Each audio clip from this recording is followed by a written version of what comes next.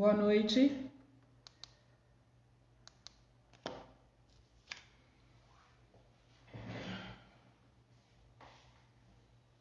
Hoje o assunto vai ser aposentadoria programada. Que danada de aposentadoria é essa, hein? Convidando as pessoas para participarem dessa live, compartilhando aí com vocês. A aposentadoria é um assunto bem bacana para quem quer entender dos seus direitos previdenciários. Para quem não me conhece, eu sou Jaqueline Ricifrá, eu sou advogada previdenciarista e eu atuo com planejamento de aposentadorias. Por isso que eu venho trazendo aqui esse tema para vocês, para a gente conversar a respeito de aposentadoria programável.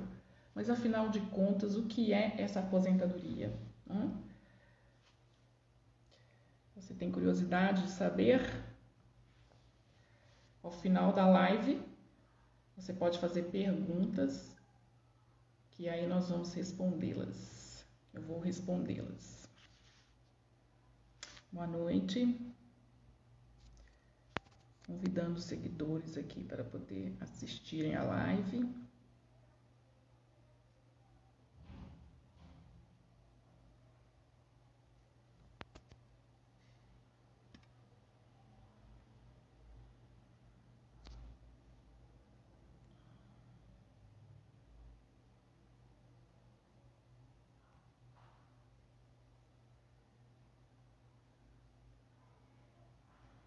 Boa noite. Aguardando as pessoas chegarem. Bom, enquanto as pessoas não chegam, eu gostaria de agradecer mais uma vez as advogadas Cidiane, Cibele e Osana, que estiveram conversando aqui comigo às quartas-feiras de agosto. Então a gente pode aqui aprender muita coisa com elas a respeito de empreendedorismo, a respeito da advocacia, das carreiras alternativas, de transição de carreira, foram os temas aqui tratados. E olha só, eu trouxe aqui alguns itens para a gente poder falar a respeito, o que foi mais bacana, o que foi importante delas falarem aqui nessas lives. Por quê? Porque a troca, gente, de conhecimento aqui nas redes sociais, eu particularmente entendo que a gente tem que aproveitar bastante, né? Existe o entretenimento também, é claro, o entretenimento que a gente utiliza também para se divertir, ouvir música, ouvir piadas, mas a troca de conhecimento fornecida aqui é uma coisa inovadora, porque quem é que gostava de transmitir conhecimento, de compartilhar conhecimento nas redes sociais? E agora, através das lives, através de vídeos que são postados em diversas áreas, é possível sim essa troca de conhecimento. Deixa eu fechar a janela aqui que está vindo um barulho lá de fora, só um minutinho.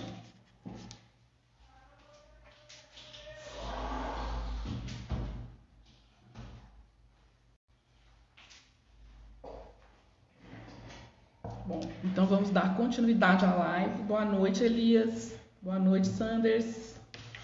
Sejam bem-vindos aqui à live. Hoje o tema é aposentadoria programada. Muito obrigada pela presença de vocês. Bom, eu estava falando aqui a respeito da importância que foi a fala das advogadas aqui na semana passada, às quartas-feiras, né? Que a gente falou sobre foco, sobre empreendedorismo, falamos sobre alternância de transição de carreira, né? Como que a advocacia, o direito dá um leque enorme para trabalhar em diversas áreas, que não seja só concurso ou a própria advocacia, que é possível trabalhar como perito, que é possível trabalhar, fazer seleção pública e trabalhar como analista jurídico em ONGs, por exemplo, como foi o caso da Osana aqui que nos contou. Gostou, né? Eu também. Foi bastante legal. Então foi isso. E hoje o tema aqui que eu pensei em falar, começar a falar em setembro, é a respeito das aposentadorias. Por quê? Porque eu trabalho com planejamento previdenciário. E muitas vezes, quando eu falo para o cliente a respeito, ele fica bem assim, me olhando, mas o que é isso? O que é planejamento de aposentadoria? O Sandro já aposentou, né? Mas com certeza para ele é importante também. Por quê? Porque tem filhos, tem amigos, tem pessoas que precisam desse conhecimento. Quanto mais conhecimento a gente tem, mais a gente voa, mais a gente viaja e menos direitos nossos são violados. Não é verdade? Hoje a gente comemora o 7 de setembro, a independência do nosso país.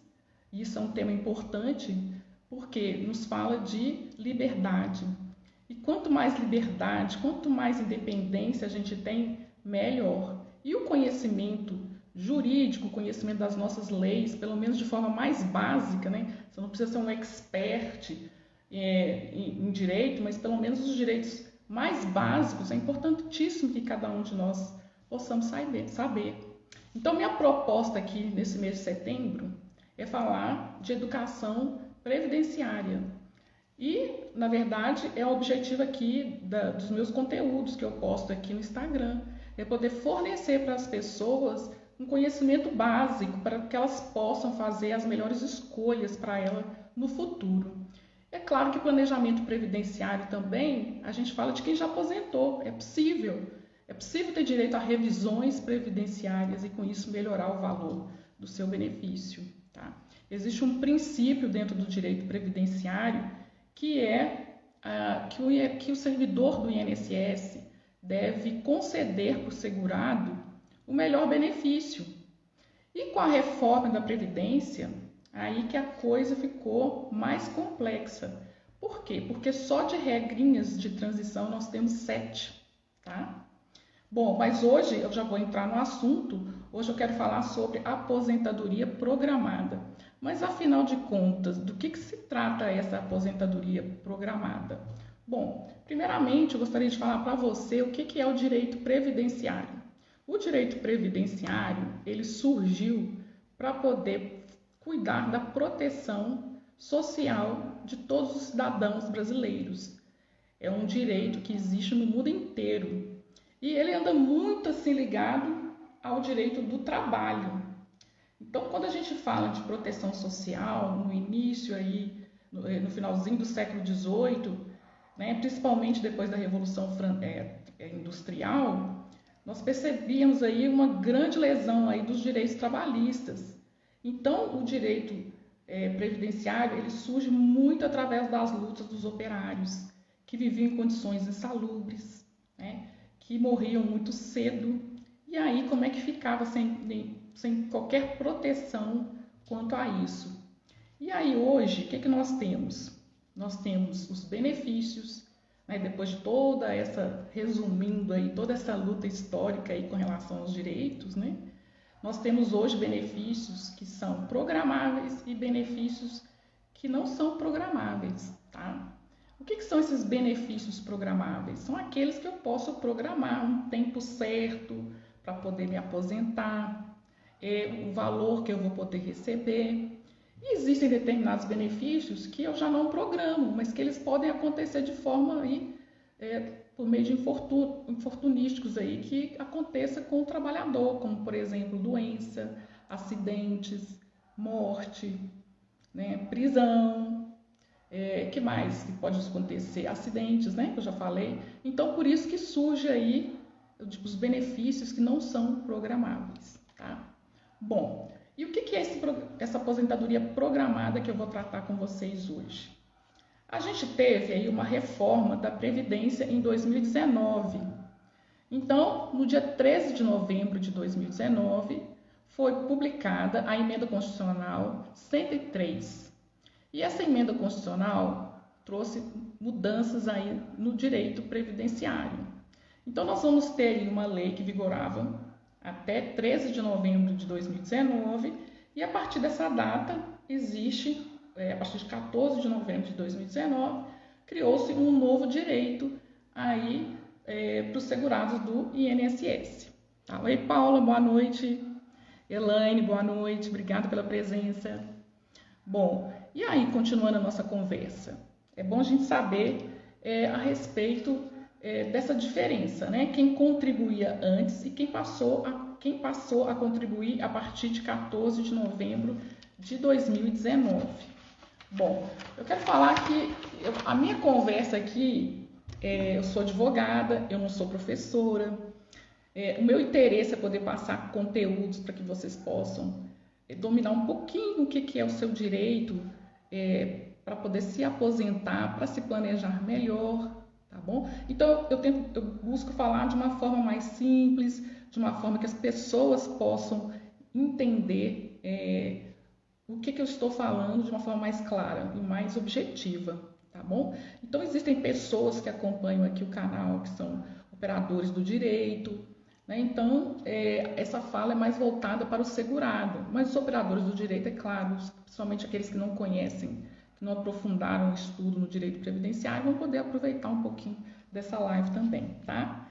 Então o objetivo é poder trabalhar com o segurado, tá bom? E para o segurado tem que ter uma fala mais simples.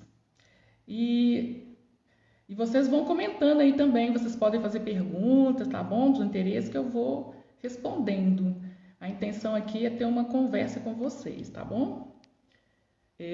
Então, dando continuidade aí.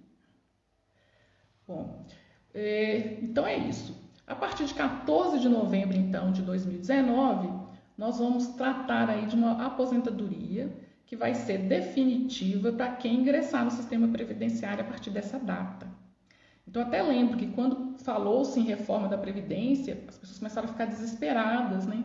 Querendo aposentar logo e procurando a gente, que é advogado previdenciarista, com medo de perder algum benefício, tá? Só que a lei garante o direito adquirido às pessoas que preencheram os requisitos para ter algum tipo de benefício antes da mudança da lei, né?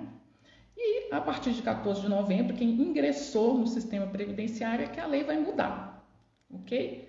Então, assim, é claro que eu estou falando aqui agora sobre quem começou a contribuir a partir de 14 de novembro, mas para ele poder se programar, tá? Porque hoje quem está aposentando são as pessoas que estavam antes, né? Que já estão aí com 50, 60 anos de idade, né?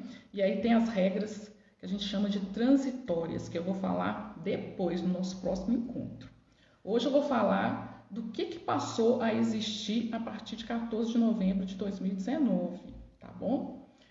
Gente, vocês estão me ouvindo bem? A voz está saindo audível? Tá tranquilo? Vão conversando aí comigo, tá? Bom, então, quem tem direito, voltando a falar do direito previdenciário, quem vai ter direito a se aposentar? Primeiramente, tem que ser contribuinte do sistema previdenciário. Quem não contribui, gente, não aposenta. Então, muita gente chega para mim e fala, não, doutora, mas eu sei de fulano que é aposentado e que nunca contribuiu. Isso não existe. Essa pessoa provavelmente recebe o benefício assistencial, que é o LOAS, né, que a gente chama de BPC, que é benefício de prestação continuada, ou amparo social, ou muita gente chama de LOAS, né? Por quê? Porque essas pessoas preenchem alguns requisitos de vulnerabilidade e que o Estado ampara, tá? Elas vão receber um salário mínimo, elas não vão ter direito aí a 13º, por exemplo, mas elas vão ter esse valor pago preenchendo requisitos. O que é? Um requisito que pode ser a pessoa idosa, com 65 anos ou mais, ou uma pessoa que seja deficiente, que tenha uma deficiência física, uma deficiência intelectual, uma deficiência mental. E o outro requisito para receber o LOAS é que a pessoa tem que ter uma renda per capita, ou seja, a renda das pessoas da família que trabalham, que tem renda, né, vai ser somado e vai dividir por 4. Essa renda tem que ser até 1/4 do salário mínimo, tá? Desculpa, vai reunir a pessoa da família, vai dividir pelo número da família, né? E aí a renda da família não pode ser superior, né, igual ou superior a 1/4 do salário mínimo, que é um valor muito baixinho. Então tem que preencher esse requisito. E a minha preocupação, gente, quando eu pensei em fazer essas lives, é justamente porque muita gente chega no escritório e fala assim, doutora, eu estou com 63 anos, eu queria aposentar e nunca contribuiu. E aí você vai falar com ela, não, a senhora pode até ter um benefício assistencial se a senhora preencher esse requisito de até 1/4 do salário mínimo, a renda per capita da família. E muitos não têm esse direito. Ou então a pessoa tem 60 anos ou 58 anos, ainda vai demorar muito para ela poder atingir a idade, entendeu? Agora o deficiente físico, mental, intelectual, esse também vai ter direito ao benefício assistencial LOAS, tá? Desde que também cumpra esse requisito da renda per capita familiar de até 1/4 do salário mínimo, tá? Inclusive crianças com deficiência, que os pais não podem trabalhar fora, porque tem que ficar cuidando da criança, isso acontece muito, por isso que existe o benefício, esse BPC, esse amparo social, tá bom? Então, até aqui nós aprendemos, então, que existem benefícios que são programáveis, benefícios que não são programáveis, porque eles acontecem de uma forma, né, de infortúnio, é um acidente, uma doença, é a morte, que os dependentes aí vão ter direito a benefício, é uma prisão. Então, o Estado vai garantir aí que você receba esse amparo social. Mas nós aprendemos, esse amparo social não, esse benefício previdenciário. Mas nós aprendemos também que benefícios previdenciários você tem que ser contribuinte, você tem que pagar para ter o direito. Quem não paga para ter esse direito, aí ele vai ter o benefício assistencial, que é o LOAS, tá? Então, até agora nós aprendemos isso. E agora vamos, enfim, para o que é a aposentadoria programada. A aposentadoria programada, gente, ela está prevista na Emenda Constitucional 103, que é que mudou lá a Constituição para criar uma nova forma de aposentar o segurado. Antes dessa emenda constitucional, antes da reforma da Previdência, eu tinha praticamente duas formas para poder se aposentar, ou por tempo de contribuição ou por idade. A mulher tinha que ter 60 anos de idade para se aposentar e o homem 65 anos de idade e tinha que ter 180 meses de carência. Já o homem, a aposentadoria dele por idade era com 65 anos e 15 anos de contribuição, que são esses 180 meses de carência, tá bom? Ou então, preenchendo aí o tempo de 35 anos o homem e a mulher 30 anos. O trabalhador rural também poderia aposentar por idade, só que aí reduzido 5 anos, o homem com 60 e a mulher com 55. A gente tinha aposentadoria especial para as pessoas que estavam expostas a agente nocivo. Elas tinham que contribuir, aí, dependendo da nocividade aí do ambiente, 15, 20 e 25 anos, tá bom? Bom, e o que veio com a reforma da Previdência a partir do dia 14 de novembro de 2019? Aí nós vamos ter a aposentadoria programada, para quem começar a contribuir a partir dessa data, 14 de novembro. Aí essa aposentadoria programada, ela vai exigir o seguinte, ela vai exigir a idade da mulher, 62 anos, e a do homem, 65 anos. 15 anos de contribuição a mulher, 20 anos de contribuição o homem. Ou seja, a idade da mulher aumentou, de 60 passou a ser 62 anos de idade, a do homem manteve-se a idade de 65 anos, agora o tempo de contribuição para o homem aumentou para 20 anos o tempo de contribuição. De 15, agora quem ingressar no sistema previdenciário a partir do dia 14 de novembro vai ter que contar com 20 anos de tempo de contribuição para poder se aposentar. Não é mole não, né, gente? Então, essa regra, ela trouxe aí, realmente, ela trouxe regras mais, como é que eu vou dizer? São regras mais fortes aí, mais difíceis, para que a pessoa fique trabalhando aí por mais tempo.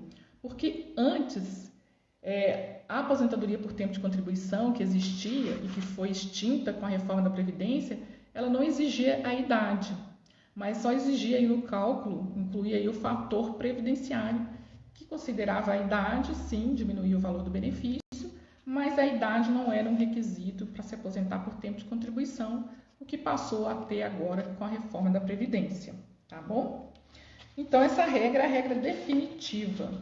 Outra aposentadoria prevista também, gente, com a reforma da Previdência, é a aposentadoria, que antes era aposentadoria por idade rural, e agora passou a ser chamada aposentadoria do trabalhador rural e do garimpeiro, tá bom? Qual é o requisito aí dessas pessoas para poder se aposentar? A diferença aí é que vai reduzir 5 anos de idade para essas pessoas, tá? Manteve-se aí então a idade de 60 anos para o homem e 55 anos para a mulher, tendo aí os 15 anos de tempo de contribuição, tanto para o homem quanto para a mulher, e a carência aí de 180 meses. Aí mais para frente eu vou explicar para vocês o que é essa questão da carência, que é importante, tá? Mas é só para quem ficar aí até o final, que vai ficar sabendo o que é essa carência e quais os cuidados que a gente tem que ter na hora de requerer a aposentadoria e na hora de contribuir, tá? Então aí nós falamos então da aposentadoria programada, aposentadoria do trabalhador rural e do garimpeiro.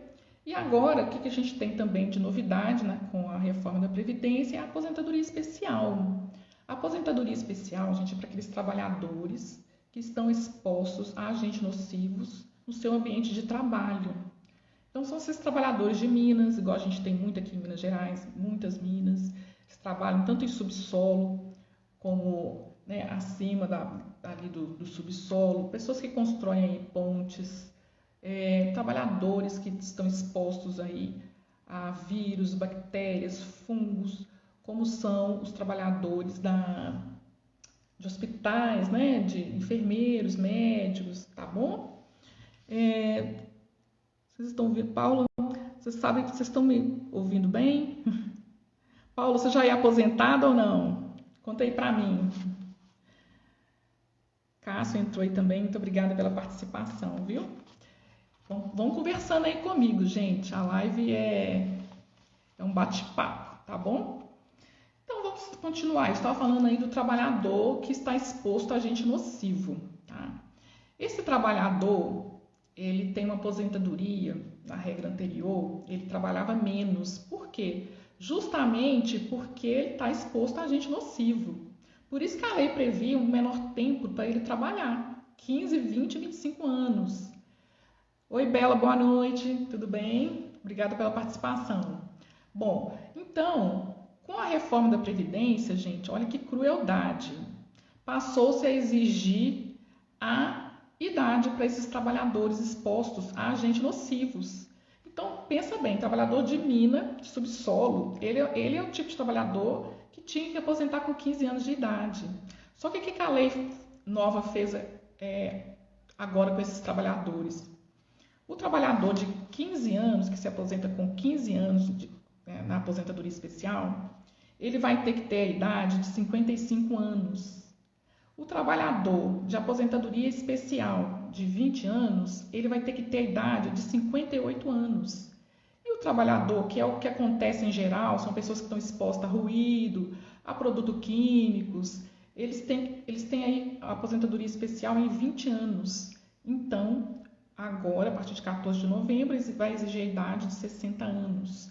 Ou seja, além do tempo, essa pessoa ainda vai ter que esperar uma idade para ela poder aposentar, o que é bem cruel isso, né? É claro que nós, advogados, estamos atentos a isso, para lutar na justiça para que essas novas regras, que são mais penosas, principalmente para as pessoas que estão expostas a agentes nocivos, sejam revistas aí, sejam consideradas inconstitucionais.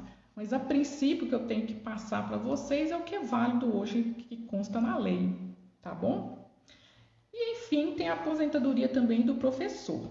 A aposentadoria do professor, gente, é o seguinte, ela está lá prevista na Constituição também, tá? Essa aposentadoria do professor, ela tem uma diferenciação, mas é só para quem atua com ensino infantil, ensino fundamental e ensino médio. Então, esses professores que trabalham dessa forma, eles vão ter a idade reduzida aí para poder se aposentar, tá? Então, o homem se aposenta com 60 anos e a mulher com 57 anos, tá bom? Esses professores, eles vão poder aposentar mais cedo. Só que exige aí 25 anos de tempo de contribuição e a carência de 180 meses, tá? E por fim também a gente tem que falar da aposentadoria da pessoa com deficiência, a pessoa que tem a deficiência física, uma deficiência mental, sensorial. Essa pessoa ela vai ter também um tempo reduzido aí para poder se aposentar. Aí essa eu tenho que ler aqui para vocês. Tem que pegar aqui a minha colinha, tá? Então vamos lá. Para a pessoa com deficiência se aposentar, gente, existe assim umas pontuações que o INSS, através da perícia, da análise social, ela vai considerar que essa deficiência é leve, ela é média ou ela é grave, tá bom? Então, se você tem algum conhecido aí que tem uma deficiência, mas que pode trabalhar, ele tem uma deficiência auditiva ou visual, ou uma deficiência física, tá? Você pode ser uma pessoa que pode beneficiá-lo com informações, com seu conhecimento que você está passando a adquirir agora, comigo aqui me ouvindo, né? 7 de setembro, vocês são heróis, né? Então aqui comigo, essa hora, aprendendo um pouquinho de direito previdenciário. São vencedores, né? Aqui comigo. Mas bem, o que acontece então com essa consideração aí de níveis leves, moderado e grave? A pessoa com deficiência, considerada uma deficiência leve, ela vai ter que trabalhar 33 anos, né? Vai ter que contribuir por 33 anos se for homem, ou 28 anos se for mulher. E aquele que tem uma deficiência moderada vai poder trabalhar 20 anos, terá que contribuir por 29 anos se for homem e 24 anos de contribuição se for mulher. E a deficiência considerada grave, aí o homem vai ter que contribuir por 25 anos e a mulher 20 anos, tá? Então, essa análise do grau da deficiência, ela é dada através da perícia médica que o INSS faz, tá? A perícia passa por uma perícia médica e por uma avaliação também social, né? Por quê? Porque a incapacidade hoje, gente, infelizmente, ela está muito ligada à acessibilidade, ao acesso dessa pessoa, inclusive a direitos, né? Então, se uma pessoa que teve condição de estudar, de se desenvolver mais, aí o nível pode ir mudando, de leve aí, de médio a grave, dependendo dessas condições também. O que eu queria chamar a atenção para vocês, que a deficiência, essa aposentadoria da pessoa com deficiência é diferente da aposentadoria por invalidez, tá?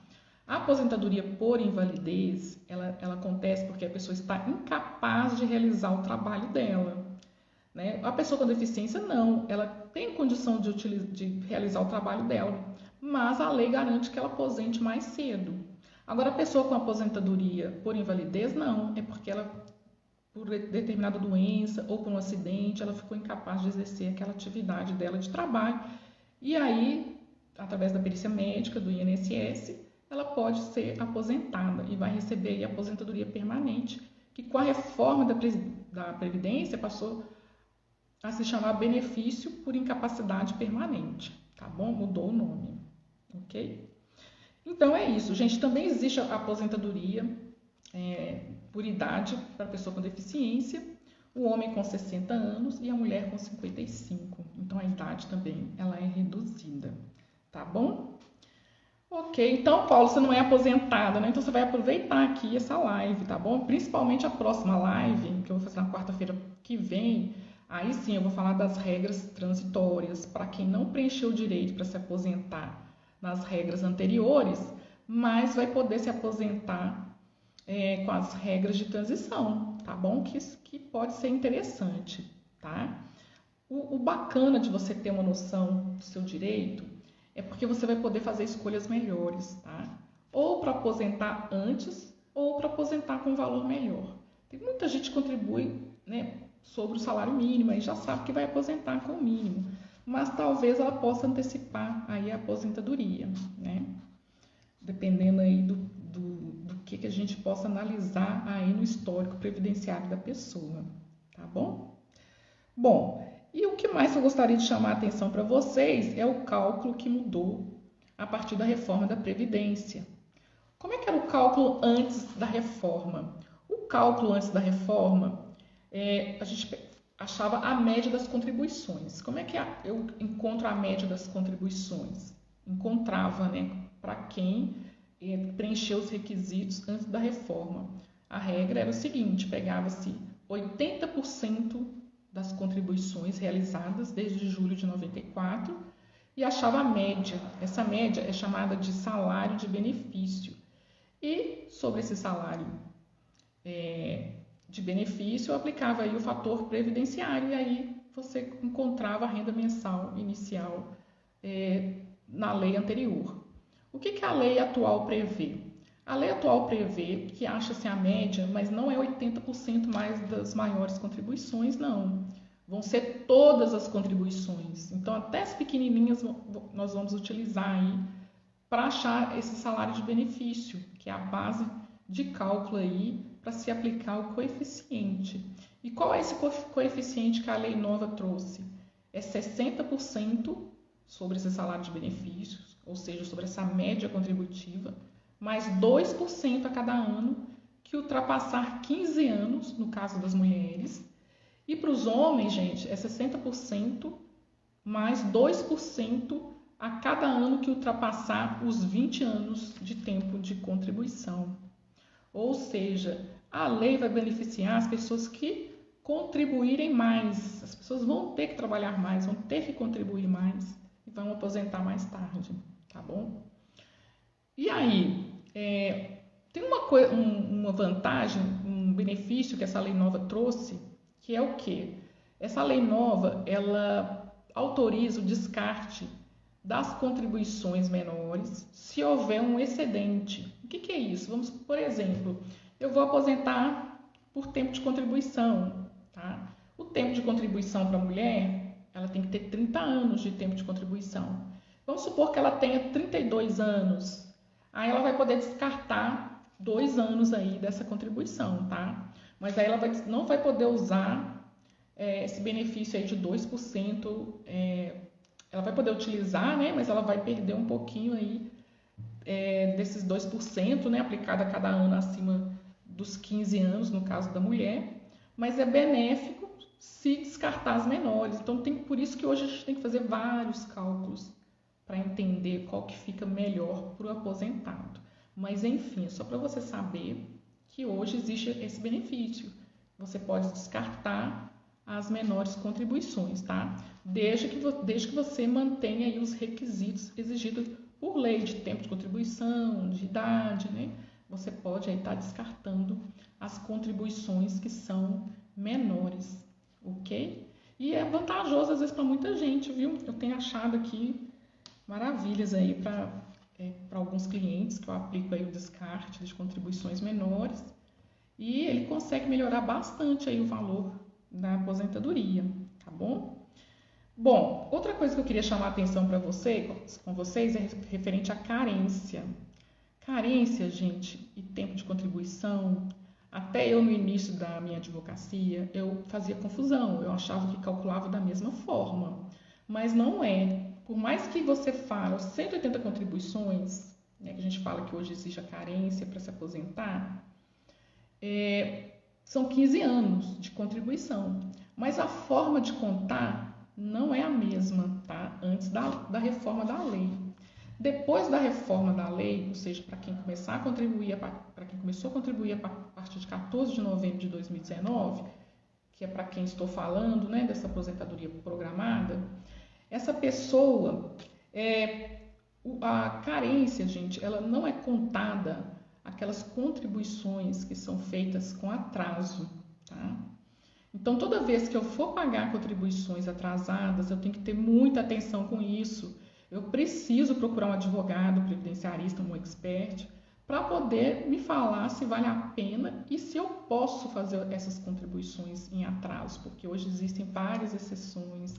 O INSS está muito chato com relação a isso, dependendo do tipo de benefício que você tiver direito de aposentadoria. O INSS não tem permitido. E acaba que você tem que estudar se vale a pena, porque o caminho vai ser a justiça, tá? Mas, enfim, como é que é contada a carência hoje de acordo com a lei nova, após a reforma da Previdência?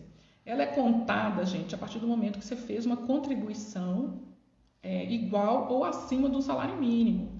Então, independentemente se você trabalhou 30 dias, ou 10 dias, ou 15 dias, contribuiu com o valor igual ou acima do salário mínimo, vai ser contado como carência e também como tempo de contribuição. Olha que importante, hein? Até para quem é empregado hoje, é interessante ficar atento a isso, tá? Porque se a contribuição for menor que o salário mínimo, a lei fala que não é para ser contado como tempo de contribuição e não é para ser contado como carência, tá bom?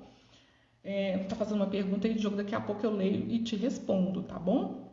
Mas enfim, para ser contada aí como tempo de contribuição, é preciso que essa contribuição seja igual ou acima do salário mínimo. As pessoas que têm contrato seletista, né, são empregadas, é presumida essa contribuição. Por quê? Porque a lei escolhe que o empregador é o responsável por recolher essas contribuições.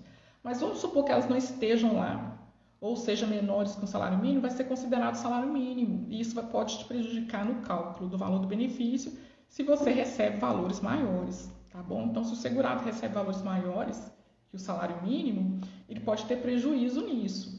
E aí a lei permite que essas contribuições menores que o salário mínimo sejam complementadas, tá bom? Ou então, o que eu tiver de excedente em uma outra contribuição, eu use para somar e aí chegar até o salário mínimo. Ou então eu posso agrupar várias contribuições que são menores que um salário mínimo, desde que seja no mesmo ano, né? Eu posso juntar e virar uma contribuição só, tá? Transforma aí num salário mínimo. Então eu vou ter 3 opções: complementar esse salário de contribuição menor que um salário mínimo, usar excedente de uma outra para complementar, aí eu não vou precisar pagar, eu já tenho uma outra ali que é maior que o salário mínimo, eu vou preferir usá-la, usar o excedente. Ou, se eu tiver várias contribuições no mesmo ano, menores que o salário mínimo, eu posso unir até chegar ao valor do salário de contribuição do mínimo. E aí o INSS vai contabilizar essa contribuição como tempo e como carência, tá bom? Então é isso, tá? Essa questão que eu queria lembrar para vocês. Deixa eu ver se tem mais alguma no meu roteiro aqui, se tem alguma coisa interessante. Não, é só isso mesmo, tá? Lembrando que o salário mínimo de 2022 é R$ 1.212 e o teto é R$ 7.087, tá bom? Não se pode contribuir acima do teto e também abaixo do teto, aí a gente já viu que não vai ser proveitoso, tá bom? Deixa eu ver o que o Diogo está me perguntando. Minha mãe não fez contribuição com o INSS por ter alguns problemas de saúde, como diabetes. Teve câncer e ela não consegue trabalhar. Será que ela consegue o LOAS? Olha, é possível, sim, tá? Desde que preencha os requisitos que eu falei aqui. O que é o LOAS, Diogo? O LOAS é um amparo social no valor de um salário mínimo que é pago para as pessoas que têm deficiência física, é o que a lei fala, ou uma idade, 65 anos ou mais, e que tem uma renda per capita de um quarto do salário mínimo, tá? O salário mínimo hoje, ele é 1.212 dividido por 4. Então a família ali por pessoa não pode exceder. O que acontece? Todas as pessoas ali da família, se elas trabalham, têm renda, os salários são pegos, somados, e aí divide pelo número de pessoas que pertence à família. Não pode ser acima de R$ 303 por pessoa. R$ 303 por pessoa, tá? Se tiver lá uma pessoa que recebe um salário mínimo, esse valor não entra nessa renda per capita.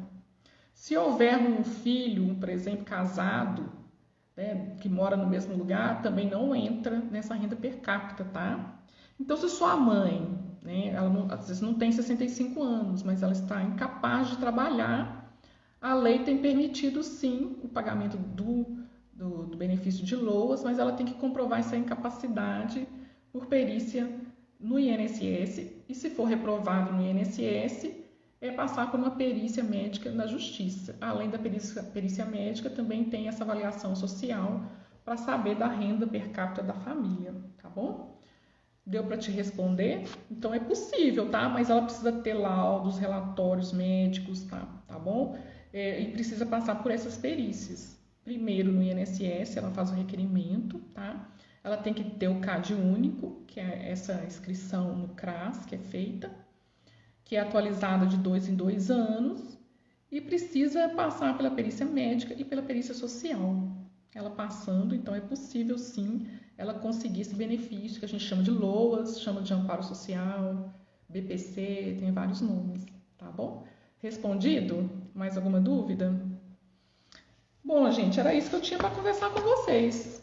Tem mais alguma dúvida aí que vocês queiram perguntar? Semana que vem eu vou falar, na próxima quarta-feira, de aposentadorias, mas é para as pessoas que não conseguiram preencher os requisitos para se aposentar antes da reforma, mas que tem direitos aí com as regras transitórias, né? Que são 7 pelo menos, tá? Então, na próxima quarta-feira eu vou falar sobre isto.